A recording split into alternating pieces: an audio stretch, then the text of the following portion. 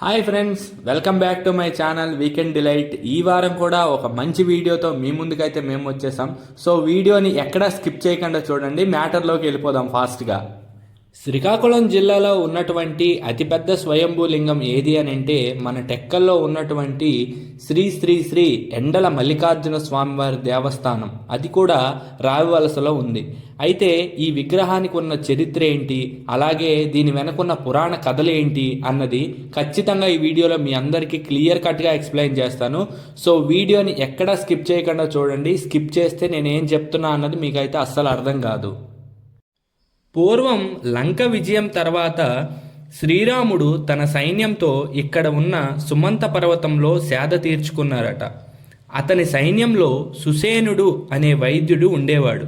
అయితే అడవిలో ఉండే మూలికలను తీసుకొని అక్కడ నివసించే ప్రజలకు వైద్యం చేసేవాడు. ఒకానొక సమయంలో అతడు మరణించాడన్న విషయం శ్రీరాముడికి తెలిసింది. అయితే హనుమంతుణ్ణి చూసిరమ్మని పంపిస్తే అతని శరీరం పైన మల్లె పువ్వులు జింక చర్మంతో కప్పివేస్తాడు. తర్వాత విషయం తెలుసుకున్న శ్రీరాముడు అక్కడికి వచ్చి జింక చర్మం తీసివేయగా ఆ శరీరం అనేది లింగంగా మారిపోయింది. అయితే అప్పుడు శ్రీరాముడు సీతా సమేతంగా కొలంలో స్నానం ఆచరించి శివుడికి పూజ చేసుకున్నారు. పూజలు జరుగుతున్న రోజుల్లో లింగం కొంచెం కొంచెంగా పెరగసాగింది. అప్పుడు శ్రీరాముడు ఈ లింగానికి ఎటువంటి గోపురం లేకుండా నిర్మించాలి అని అనేసి రాముడి ఆజ్ఞ మేరకు ఇప్పటి వరకు ఈ లింగం ఎక్కడైతే ఉందో ఆ ప్లేస్లో గోపురం లేకుండా గుడిని నిర్మించడం జరిగింది.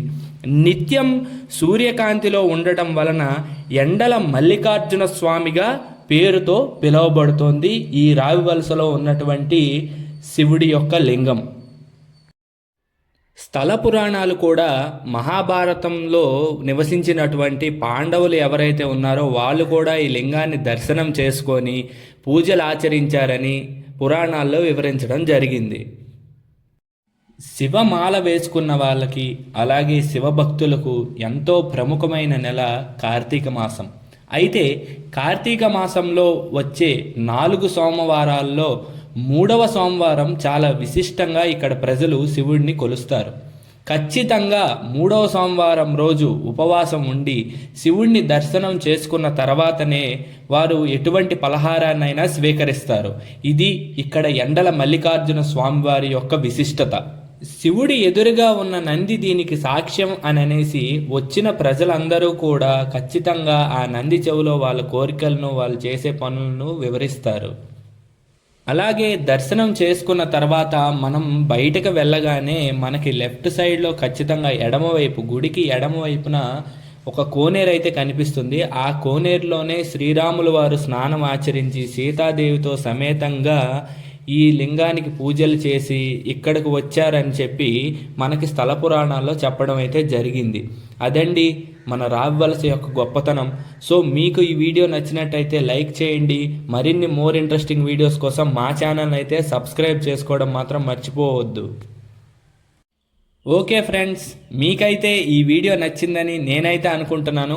మీరు ఎప్పుడైనా టెక్కలు వచ్చినట్టయితే ఖచ్చితంగా మన ఎండల మల్లికార్జున స్వామివారి దేవస్థానానికి విచ్చేసి ఖచ్చితంగా ఆయన దర్శించుకుంటారని కోరుకుంటున్నాను. నేను మీ పవన్ కుమార్ తనికెళ్ళ, సైనింగ్ ఆఫ్.